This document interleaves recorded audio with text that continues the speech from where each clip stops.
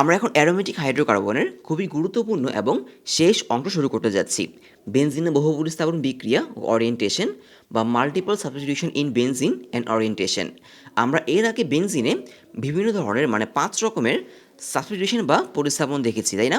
আমরা বেনজিনে হচ্ছে হ্যালোজেন বসিয়েছি, তারপর বেনজিনে হচ্ছে আমরা কোনো অ্যালকাইল বসিয়েছি, তাই না? একটা অ্যালকাইল মূলক বা আর বসিয়েছি, বা হচ্ছে নাইট্রোমূলক বসিয়েছি। এখন আমরা যেটা করব, বেনজিনে আমরা বা একের বেশি মূলক বা গ্রুপ বসাবো। সাপোজ ধরো একটা নাইট্রোর পরিবর্তে দুইটা নাইট্রোমূলক, বা একটা সিএস3 পরিবর্তে দুইটা সিএস3, বা হচ্ছে তিনটা সিএস3। এটাকে বলা হচ্ছে বহু প্রতিস্থাপন বা হচ্ছে মাল্টিপল সাবস্টিটিউশন। এবং এখানে আমরা রেজোনেন্স বা হচ্ছে অনুরণন নামে একটা ব্যাপার দেখব, যেটা কিনা তোমাদের খুবই গুরুত্বপূর্ণ একটা টপিক হবে। তো এটা শেখার আগে আমাদের যেটা শিখতে হবে সেটা হচ্ছে 4টা টপিক শিখতে হবে, খুবই ছোটো ছোটো টপিক এবং বেসিক টপিক। 1 নম্বর হচ্ছে আবেশীয় ফল বা ইন্ডাকশন ইফেক্ট, মেসোমারিক ফল বা মেসোমারিক ইফেক্ট, বেনজিন বলয় সক্রিয়কারী মূলক বা বেনজিন অ্যাক্টিভেশন গ্রুপ, বেনজিন বলয় নিষ্ক্রিয়কারী মূলক, বেনজিন ডিঅ্যাক্টিভেশন গ্রুপ। তো প্রথমে যে দুটো টপিক আমি বললাম, ইন্ডাকশন ইফেক্ট আর মেসোমারিক ইফেক্ট, মানে আবেশীয় ফল, মেসোমারিক ফল, এরা আবার দুই প্রকার। এরা দুজনই দুই প্রকার করে, একটা হচ্ছে প্লাস, একটা হচ্ছে মাইনাস। মানে হচ্ছে positive induction effect, negative induction effect. আর মেসোমারিক ফলও দুই প্রকার, বা মেসোমারিক ইফেক্টও দুই প্রকার, positive mesomeric effect, negative mesomeric effect. তো প্রথমে আমরা যাব হচ্ছে আবেশীয় ফল বা হচ্ছে ইন্ডাকশন ইফেক্টে। তো আবেশীয় ফল বা ইন্ডাকশন ইফেক্টটা আসলে কি? ইন্ডাকশন ইফেক্ট বা হচ্ছে আবেশীয় ফল। তো ধরো কোথাও কার্বনের সাথে কোনো হ্যালোজেন যুক্ত আছে, তো হ্যালোজেনকে আমরা এক্স দিয়ে রিপ্রেজেন্ট করি। অথবা কার্বনের সাথে হচ্ছে কোনো অ্যালকাইল মূলক যুক্ত আছে। ওকে, তো আমি যখন একটু আগে বেনজিনের প্রতিস্থাপন বা হচ্ছে সাবস্টিটিউশন পড়াচ্ছিলাম, তখন বলেছিলাম যে কার্বনের সাথে যদি কোনো অ্যালকাইল মূলক যুক্ত থাকে তখন কি হয়? অ্যালকাইল মূলকটা কার্বনের দিকে ইলেকট্রন ট্রান্সফার করে, তাই না? এটা আমরা কোথায় পড়েছিলাম? আক্রমণকারী বিকারকে পড়েছিলাম, যখন আমরা ফ্রি রেডিক্যাল, ইলেকট্রোফাইল, নিউক্লিওফাইল এগুলো পড়েছিলাম আর কি। তো অ্যালকাইল মূলক কার্বনের দিকে ইলেকট্রন ট্রান্সফার করে, আর হ্যালোজেন হচ্ছে কার্বন থেকে ইলেকট্রন নিয়ে যাবে। এই যে বন্ড, এই বন্ডে কয়টা ইলেকট্রন আছে? এটা হচ্ছে একটা সিগমা বন্ড বা একটা সমযোজী বন্ধন। এই বন্ধনে বা বন্ডে দুইটা ইলেকট্রন আছে, এবং এই যে ইলেকট্রনগুলো তারা কোন দিকে চলে যায়? তারা চলে যাবে হ্যালোজেনের দিকে। হ্যালোজেন কারা? হ্যালোজেন হচ্ছে সাপোজ ধরো ফ্লোরিন, ক্লোরিন, ব্রোমিন, এরা, তাই না? তো কার্বন থেকে এদের তড়িৎ ঋণাত্মকতা বা ইলেকট্রোনেগেটিভিটি কিন্তু বেশি, তাই না? কার্বনের তড়িৎ ঋণাত্মকতা হচ্ছে 2.5-এর মতো, আর ফ্লোরিনের হচ্ছে 4, ক্লোরিনের 3, আর ব্রোমিনের এরকমই 2.5 আর কি। তো যেহেতু তড়িৎ ঋণাত্মকতা বেশি বা ইলেকট্রোনেগেটিভিটি বেশি, এই জন্য হ্যালোজেনের দিকে, কার্বন থেকে হ্যালোজেনের দিকে ইলেকট্রন চলে যাবে। তড়িৎ ঋণাত্মকতা বা ইলেকট্রোনেগেটিভিটি কী ছিল? ইলেকট্রোনেগেটিভিটি হচ্ছে সমযোজী বন্ধনে বা কোভ্যালেন্ট বন্ডে ইলেকট্রন অ্যাট্রাক্ট করার যে টেন্ডেন্সি, সেটাকে আমরা কি বলি? তড়িৎ ঋণাত্মকতা বা ইলেকট্রোনেগেটিভিটি বলি। সো এটাকে আমরা বলবো হচ্ছে negative induction effect. Negative negative induction effect. তাহলে পজিটিভ ইন্ডাকশন ইফেক্ট কোনটা? এই যে এটা, যদি সিগমা বন্ডে ইলেকট্রনগুলো কার্বনের দিকে চলে আসে, তখন সেটাকে বলবো হচ্ছে আমরা পজিটিভ পজিটিভ ইন্ডাকশন ইফেক্ট। এটাকে জাস্ট আই দিয়ে রিপ্রেজেন্ট করা হয়, পজিটিভ আর নেগেটিভ ইন্ডাকশন ইফেক্ট। আচ্ছা, এবং এটা অবশ্যই কোথায় হতে হবে? এটা অবশ্যই সিগমা বন্ডে হতে হবে। এরপরে যাব হচ্ছে আমরা পরের টপিকটায়, সেটা হচ্ছে মেসোমারিক ইফেক্ট। তো মেসোমারিক ইফেক্ট আসলে ইন্ডাকশন ইফেক্টের মতোই, কিন্তু এটা হবে জাস্ট পাই বন্ডে। Mesomeric effect. ওকে, তো এটাও কি positive mesomeric effect, negative mesomeric effect হবে। তো ধরো কার্বনের সাথে পাই বন্ডে কেউ যুক্ত আছে। এখন পাই বন্ডের ইলেকট্রনগুলো যদি, এখানে পাই বন্ডে ইলেকট্রন আছে, তাই না? তো এই পাই বন্ডের ইলেকট্রনগুলো যদি হ্যালোজেনের দিকে চলে যায় বা কার্বন থেকে দূরে সরে যায়, তখন সেটাকে বলবো আমরা নেগেটিভ নেগেটিভ মেসোমারিক কী হবে? ইফেক্ট। Negative mesomeric effect. আর যদি এরকম হয় যে পাই বন্ডের ইলেকট্রনগুলো, যদি একটা পাই বন্ড আছে এবং সেই পাই বন্ডের ইলেকট্রনগুলো যদি কার্বনের দিকে সরে আসে, মানে এই দিকে সরে আসে, তখন সেটাকে বলবো হচ্ছে আমরা পজিটিভ মেসোমারিক ইফেক্ট। আশা করি বোঝা গেল ইন্ডাকশন ইফেক্ট আর মেসোমারিক ইফেক্ট। এরপরে যাব হচ্ছে আমরা যেটা বলছিলাম, বেনজিন বলে সক্রিয়কারী মূলক বা বেনজিন অ্যাক্টিভেশন গ্রুপ, আরেকটা হচ্ছে বেনজিন বলে নিষ্ক্রিয়কারী মূলক বা হচ্ছে বেনজিন ডিঅ্যাক্টিভেশন গ্রুপ। তো প্রথমেই আমি বলি এই গ্রুপগুলো আসলে কি। গ্রুপ হচ্ছে আসলে বেনজিনে যারা বসছে, যেমন হচ্ছে এই যে আমরা এর আগে বেনজিনের প্রতিস্থাপন বা হচ্ছে সাবস্টিটিউশন দেখে এসেছি, তাই না? তো বেনজিনে আমরা কি বসিয়েছি?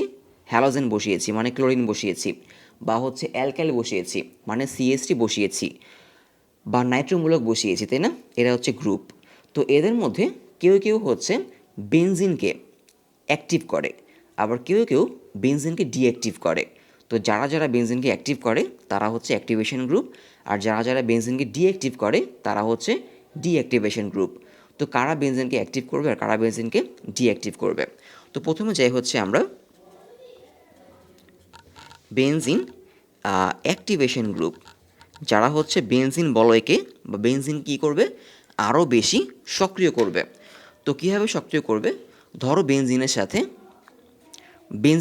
এমন কেউ যুক্ত আছে, এটা বেনজিনের সাথে এমন কেউ যুক্ত আছে যে কিনা পজিটিভ কার্বনকে পজিটিভ ইন্ডাকশন ইফেক্ট দেয়। এই যে সিএস3 মূলকটা, এটা কোথায় যুক্ত আছে? আমরা কি জানি যে বেনজিনের 6টা কর্নারে আসলে কি থাকে? বেনজিনের 6টা কর্নারে আসলে 6টা সিএইচ মূলক থাকে, তাই না? 6টা কর্নারে 6টা সিএইচ মূলক থাকে। এই যে এখানে সিএইচ3 মূলকটা, এটা কিন্তু আসলে এই যে এখানকার হাইড্রোজেন, এটাকে সরিয়ে এখানে বসেছে, তাই না? সিএইচ3। এখন এই যে সিএইচ3 মূলক অ্যালকাইল মূলক, তো আমি যখন ইলেকট্রোফাইল পড়িয়েছিলাম তখন বলেছিলাম, বা এরপরও অনেকবার বলেছি, যে অ্যালকাইল মূলক মানে আর হচ্ছে অ্যালকাইল মূলক যদি কোনো কার্বনের সাথে যুক্ত থাকে, অ্যালকাইল মূলক কার্বনের দিকে ইলেকট্রন ট্রান্সফার করে, তাই না? তো এই যে সিএস3, সে কিন্তু এই যে এখানকার যে কার্বনটা আছে তার দিকে ইলেকট্রন ট্রান্সফার করবে। তাহলে এটা হচ্ছে আসলে কি? পজিটিভ ইন্ডাকশন ইফেক্ট, তাই না? Positive induction effect. তাহলে বেনজিন বলয়ে যে কার্বনটা আছে, বেনজিন বলের যে কার্বনটা আছে তার যদি পজিটিভ ইন্ডাকশন ইফেক্ট হয়, তখন আমরা এই যে এই গ্রুপটাকে আমরা বলবো হচ্ছে অ্যাক্টিভেশন গ্রুপ। মানে এই গ্রুপটা বেনজিনে ইলেকট্রন ডেন্সিটি কী করছে? ইনক্রিজ করছে। কি ইনক্রিজ করছে? ইলেকট্রন ডেন্সিটি বা ইলেকট্রন ঘনত্ব। ইলেকট্রন ডেন্সিটি কি হচ্ছে? এখানে ইনক্রিজ হচ্ছে বা হচ্ছে ইলেকট্রন ঘনত্ব বৃদ্ধি পাচ্ছে। কোথায়? এই যে বেনজিন বলয়ে ইলেকট্রন ঘনত্ব বৃদ্ধি পাচ্ছে বা ইলেকট্রন ডেন্সিটি বাড়ছে। এখন ইলেকট্রন ঘনত্ব বৃদ্ধি পেলে বা ইলেকট্রন ডেন্সিটি বাড়লে কি হবে সেটা আমরা এর পরেই দেখব, যখন আমরা টলুইনে ক্লোরিনেশন করব। আমরা কিন্তু এর আগে বেনজিনে ক্লোরিনেশন দেখে এসেছি, তাই না? এই যে বেনজিনে ক্লোরিন বসানো, বেনজিনে সিএস3 বসানো দেখে এসেছি। কিন্তু ধরো এটাকে কি বলে? এটাকে টলুইন বলে, তাই না? এটাকে টলুইন বলে। এখন যদি তুমি টলুইনে যদি কোনো ক্লোরিন বসাতে চাও, সাপোজ ধরো এখানে তুমি ক্লোরিন বসাবা, তাহলে কীভাবে বসাতে হবে? বেনজিনে আমরা যেভাবে বসিয়েছি ঠিক সেভাবেই বসাতে হবে। তো এটাকে বলে টলুইনে ক্লোরিনেশন। বা যদি ধরো আমরা, এটা হচ্ছে ফেনল, তাই না? বেনজিনে যদি ওএইচ থাকে সেটাকে কী বলে? ফেনল বলে। তো আমরা কিন্তু এর আগে বেনজিনে কি NO2 মূলক বা NO2 গ্রুপ বসিয়ে এসেছি, মানে এটাকে বলা হচ্ছে নাইট্রেশন, তাই না? তো এখানে আমরা কি করেছি? বেনজিনে নাইট্রেশন করেছি। তো আমরা চাইলে টলুইনে নাইট্রেশন করতে পারি বা ফেনলে কি করতে পারি? নাইট্রেশন করতে পারি। এই যে এখানে আমরা NO2 বসাতে পারি, এখানে NO2 বসাতে পারি। তো এগুলো কীভাবে বসাতে হয় সেটা আমরা একটু পরেই দেখবো আর কি। এটা শেষ করে অ্যাক্টিভেশন গ্রুপ আর ডিঅ্যাক্টিভেশন গ্রুপ শেষ করে। তো এখানে একটু খেয়াল করে দেখো যে যখন বেনজিনে এই যে CH3 আছে, তখন ক্লোরিনটা কোথায় কোথায় বসলো? তখন কিন্তু ক্লোরিনটা এই যে এই পজিশনে, আমরা যদি বলি যে এটা হচ্ছে বেনজিনের 1 নং পজিশন, 2 নং, 3 নং, 4 নং, 5 নং, 6 নং, তখন ক্লোরিনটা কিন্তু 2 নং, 4 নং আর 6 নং পজিশনে বসবে। তো বেনজিনে যখন কোনো OH মূলক থাকবে, তখনও যখন বাইরে থেকে কোনো গ্রুপ আসবে সে হচ্ছে 2, 4, 6 বসবে। তো 2, 4, 6, 2, 4, 6 এই পজিশনগুলোকে কী বলে? 2 আর 6 পজিশনগুলোকে বলা হচ্ছে অর্থ। 2 এবং 6 পজিশনকে বলি আমরা অর্থ পজিশন, আর 4 পজিশনকে বলি হচ্ছে আমরা প্যারা পজিশন। মানে যখন বেনজিনে CH3, OH, NH3 এসব গ্রুপ থাকবে। এই যে এখানে বেনজিনে কি আছে, CH3 গ্রুপ আছে, তাই না? তারপর OH গ্রুপ আছে, বা যদি বেনজিনে NH3 গ্রুপ আগে থেকে থাকে আর কি, তখন যদি আমরা বেনজিনে কোনো কিছুকে বসাতে চাই, তখন এই মূলকটা এসে কোথায় বসবে? হয় অর্থো পজিশনে বসবে, নয় প্যারা পজিশনে বসবে। এর কারণটা হচ্ছে ইলেকট্রন ডেন্সিটি ইনক্রিজ, ইলেকট্রন ঘনত্ব বৃদ্ধি পাওয়া। তো ইলেকট্রন ঘনত্ব বৃদ্ধি পেলে কেন কোনো গ্রুপ অর্থ বা প্যারা পজিশনে এসে বসে সেটা আমরা একটু পরেই দেখব। এখন দেখব হচ্ছে আমরা ডিঅ্যাক্টিভেশন গ্রুপ। কোথায় যাব? D activation group. তো এটা আশা করি বুঝতে পেরেছো ডিঅ্যাক্টিভেশন গ্রুপ কোনটা হবে। যখন বেনজিনে এমন কেউ থাকবে, বেনজিনে যখন এমন কেউ থাকবে যার জন্য কি হবে, সাপোজ এখানে আমি যদি NO2 ধরি, তো NO2-র জন্য যেটা হয় নেগেটিভ মেসোমারিক ইফেক্ট হয়। একটা জিনিস খেয়াল করে দেখো, বেনজিন অ্যাক্টিভেশন গ্রুপ কারা? যাদের জন্য পজিটিভ ইন্ডাকশন ইফেক্ট হয়, বা হচ্ছে ধনাত্মক আবেশীয় ফল হয়, বা পজিটিভ ইন্ডাকশন ইফেক্ট হয়, তারা হচ্ছে বেনজিন অ্যাক্টিভেশন গ্রুপ।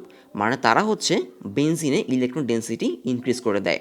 আর বেনজিনে ইলেকট্রন ডেন্সিটি ইনক্রিজ করলে কি হয়, যখন বাইরে থেকে কোনো গ্রুপ আসবে সেই গ্রুপটা 2, 4, 6 এই পজিশনগুলোতে বসবে। মানে অর্থ, এই দুটো হচ্ছে অর্থ আর প্যারা পজিশনে বসবে। আর ডিঅ্যাক্টিভেশন গ্রুপ কারা? যারা হচ্ছে বেনজিনে, যারা বেনজিনে ইলেকট্রন ডেন্সিটি কী করবে, ডিক্রিজ করবে বা হচ্ছে কমাবে। সো NO2 হচ্ছে একটা বেনজিন ডিঅ্যাক্টিভেটিং গ্রুপ। তো ডিঅ্যাক্টিভেটিং গ্রুপ কারা কারা, বা বেনজিন বলে নিষ্ক্রিয়কারী গ্রুপ কারা কারা হবে?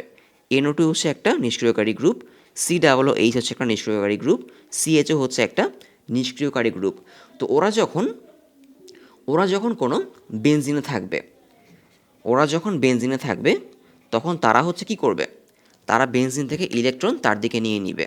সো এটা হচ্ছে নেগেটিভ মেসোমারিক ইফেক্ট।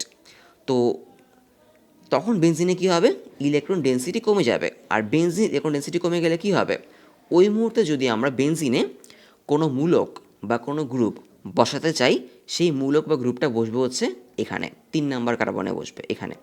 এটাকে বলা হচ্ছে মেটা। 2, 6কে বলে অর্থ, 4কে বলে পেরা, আর 3 পজিশনকে বলে হচ্ছে মেটা। 3 আর 5 পজিশনকে বলা হচ্ছে মেটা। 3, 5 মানে এই পজিশন আর এই পজিশনটাকে বলা হচ্ছে মেটা পজিশন। বোঝা গেল? 3 এবং 5 পজিশনকে আমরা বলবো হচ্ছে মেটা পজিশন। এখন মেটা পজিশনে একটা মূলক বা গ্রুপ কখন বসবে, যখন বেনজিনে কোনো ডিঅ্যাক্টিভেটিং গ্রুপ থাকবে। মানে যারা হচ্ছে বেনজিন থেকে ইলেকট্রন তার দিকে নিয়ে নিবে। যখন বেনজিনে ইলেকট্রন ডেন্সিটি কী হয়ে যাবে, কমে যাবে।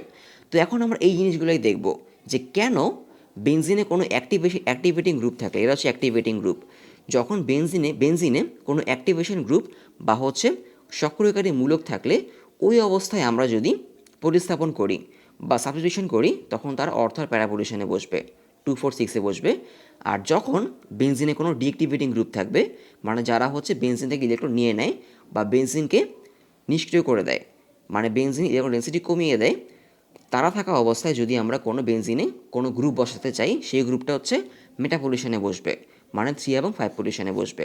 তো আমরা এখন দেখব হচ্ছে টলুইনে ক্লোরিনেশন নাইট্রেশন এবং জাইলিন প্রস্তুতি, ফেনোলা নাইট্রেশন ক্লোরিনেশন। মানে কেন হচ্ছে এই অর্থপ্যারা পজিশনগুলো তারা বসছে।